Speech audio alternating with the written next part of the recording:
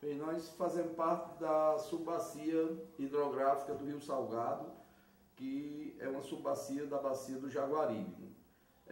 Nossa bacia ela tem uma particularidade que 14% de sua área é bacia sedimentar, a bacia sedimentar do Araripe. Com relação à questão dos aquíferos aqui na bacia do Araripe, nós temos 3 sistemas aquíferos. O sistema aquífero superior, que está no platô da Chapada, o sistema aquífero médio, que onde estão situadas as cidades e a maior parte da população, e o sistema aquífero inferior, que é bem menor, pouco espesso, que está na borda da bacia. O sistema aquífero inferior, a recarga é uma recarga de precipitações anuais que cai no platô da Chapada. Essa água ela infiltra, nós temos essa área do platô que não tem drenagem, assim, não tem rios, não tem riachos, toda a água ela infiltra e há uma base da formação Exu, dessa formação geológica do platô, que se chama formação Exu, há uma outra formação chamada Arajara com uma leve inclinação para o Ceará. Isso nos traz, né, a formação de várias surgências, né, em torno de 298 fontes que drenam essa água, que é como fluxo de base do aquífero superior, drenam para o Ceará. O total de fontes na bacia sedimentar do Araripe são em torno de 350 fontes. 298 dessas fontes estão situadas no nosso estado, do Ceará. Esse sistema, ele precisa ter muito cuidado com relação à relação dele, da água que precipita nesse platô da Chapada com a infiltração. Então a gente tem observado, estudos têm mostrado que a cobertura vegetal tem uma influência significativa no aspecto de eficiência da infiltração para essa recarga desse aquífero superior, que tem como fluxo de base essas 298 fontes que eu já falei.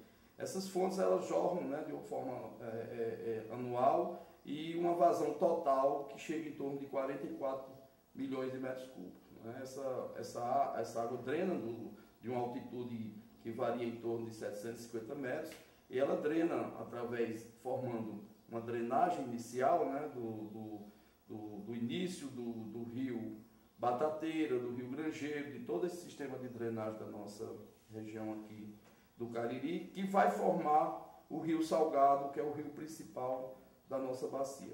Essa contribuição do fluxo de base do aquífero superior, ele vai dar uma contribuição em torno de 2% na recarga do aquífero médio, que por sua vez é um aquífero que tem em torno de 2.680 km², onde estão situadas todas essas cidades do Cariri, a exemplo Crato, Juazeiro, Barbalha, Missão Velha, Baiara, Jardim, Porteiras, Brejo Santo. Essas cidades todas estão assentadas em cima do aquífero médio. Né? E essa recarga do aquífero médio tem uma pequena contribuição das fontes, em torno de 2%, e uma contribuição também direta das precipitações, né, que cai, e essa infiltração vai trazer a recarga desse aquífero. O aquífero inferior, que se chama aquífero da formação Mauriti, é um aquífero fraturado, que tem, onde ele aflora, tem suas recargas também diretas através das chuvas. Né? E é um aquífero de pouca capacidade e está bem na borda da bacia. As fontes, elas têm, assim, o monitoramento delas, a Companhia de Gestão de Recursos Hídricos vem preocupado com isso e já iniciou um processo de monitoramento, assim, de uma forma contínua de 2 dessas fontes, e a gente é preciso uma observação ao longo de um tempo, em torno de 10, 15 anos, para a gente ver esse comportamento. O que se observa e que precisa ter cuidado já de imediato é que a atividade econômica, tanto na parte da encosta, essa urbanização descontrolada na busca de ocupações de espaços nessa região já da área de proteção ambiental, agressões no entorno das fontes, como desmatamento e tudo, atividades outras, às vezes de lazer, vem contribuindo pontualmente para a diminuição da vazão dessas fontes. As fontes, elas são surgências naturais, elas precisam ter muito cuidado na lida de qualquer atividade próxima a elas, porque elas podem, de uma certa forma, diminuir sua vazão. Da mesma forma, no platô da Chapada, atividades agrícolas e desmatamento, as próprias variações naturais de vegetação têm níveis diferenciados de infiltração. Então, a gente observa que na nossa região, nós temos 3 sistemas de chuvas e que esses sistemas, né, pelos registros de expedições científicas do passado, já mostravam que havia uma precipitação bem mais, iniciando às vezes até no mês de outubro, né, com essa pré-estação e concluindo em junho. Hoje nós estamos passando por momentos assim, de irregularidades climáticas, né, e que essas precipitações já não começam mais nem em dezembro. Então é preciso que a gente assim, tenha muito cuidado nos aspectos, como eu falei, pontual, das surgências em si mesmo, como também do platô da Chapada, procurando manter as vegetações nativas e procurando melhorar, na verdade, continuamente uma busca de dar suporte a uma melhoria desses processos do ciclo hidrogeológico, melhorando a infiltração. Bem, a subbacia hidrográfica do Salgado, ela inicia basicamente nessa cota 750, na surgência das fontes. Então, cada uma dessas fontes da nossa bacia, ela forma um pequeno riacho ou um riacho mais de dimensões variadas, que formam rios, né? E esses rios drenam, né, dessa cota 750 e desce para, no caso, para a parte de planície, formando o rio principal, que é o Rio Salgado. A Chapada do Araripe, ela é um divisor de águas da bacia do São Francisco e da bacia do Jaguaribe. No caso da bacia do Salgado, a drenagem que cai no platô da Chapada, que é infiltrada no pacote de arenisco da formação Exu, ela drena, e na base da formação Exu tem uma outra formação chamada formação Arajara, com uma leve inclinação para o Ceará, e essa água drena, e logo numa cota em torno de 750 metros de altitude, ela tem essas surgências, né, que são em torno de 298 fontes que jorram para o lado do Ceará. Então, com um fluxo de base do aquífero superior, né, que é esse aquífero que está no platô da Chapada. Essas águas formam pequenos riachos que vão convergindo para um rio principal, né, que é o Rio Salgado. Há uma contribuição dessas águas das fontes para recarga de um outro aquífero que está nessa parte mais baixa da planície, que nós chamamos aquífero médio, onde estão situadas as cidades, né, de Crato, Juazeiro, Barbalha, Missão Velha, Porteiras, Abaiara, Brejo Santo, Milagres, estão todas localizadas nesse aquífero médio. E tem um outro aquífero, um aquífero inferior, que está na borda da bacia, um aquífero menos espesso, né, com capacidade menor de acumulação de água, que nós chamamos o aquífero inferior, né, da formação Mauriti, que também tem sua recarga de uma forma assim direta. Alguns problemas, né, com relação a esse ciclo hidrogeológico, nós precisamos estar atentos. No caso do aquífero superior, essa eficiência da infiltração, né, no platô da Chapada, a cobertura vegetal, ela tem uma influência assim, fundamental na eficiência dessa infiltração. Já foram alguns trabalhos científicos, né, foram desenvolvidos.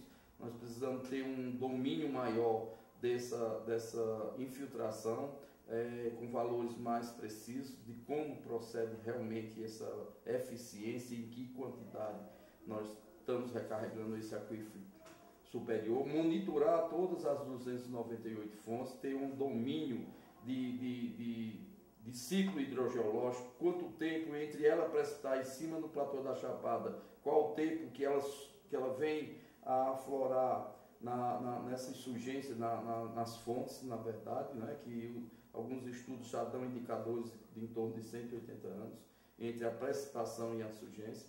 E essa contribuição também, a COGEA vem desenvolvendo um trabalho de quantificar o comportamento dos níveis dos poços no aquífero médio. Então a gente já tem alguns indicadores desse comportamento, como é que a precipitação dessa recarga direta está se conduzindo ao longo de 4 anos que nós estamos monitorando em torno de 204 poços com equipamentos, né, que observam isso de uma forma online, e outros que são medidos manualmente, mas que para que nós possamos ter um domínio de toda essa disponibilidade hídrica que nós temos nesses 3 sistemas aquíferos.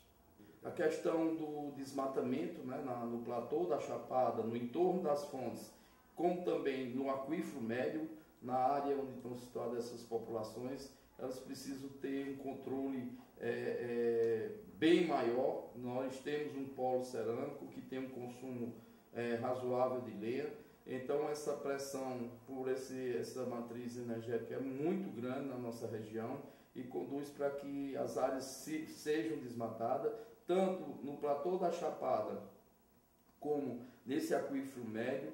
Precisamos ter alternativas de matrizes energéticas de outras origens que não de material lenhoso, para que possamos manter uma cobertura vegetal o máximo para contribuir com a melhor eficiência das recargas dos nossos aquíferos.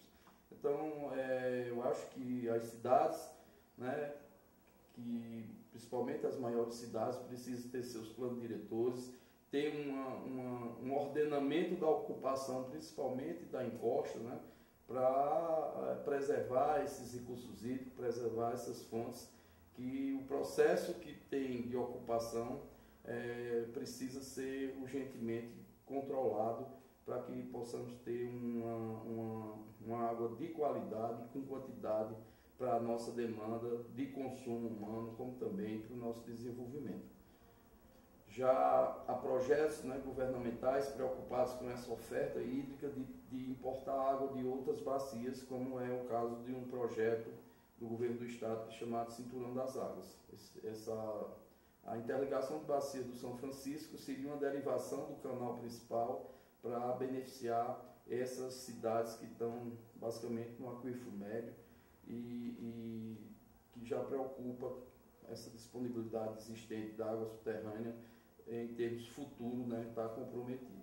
Então a gente precisa, na verdade, de uma segurança hídrica e que a qualidade que nós temos ainda é muito boa dessa água subterrânea. Mas precisamos ter essa preocupação de que as cidades tenham seus tratamentos efluentes, que a água retorne para os rios tratada de uma forma que não venha contaminar esses nossos aquíferos, né, que são de águas, na verdade, cristalinas e de boa qualidade.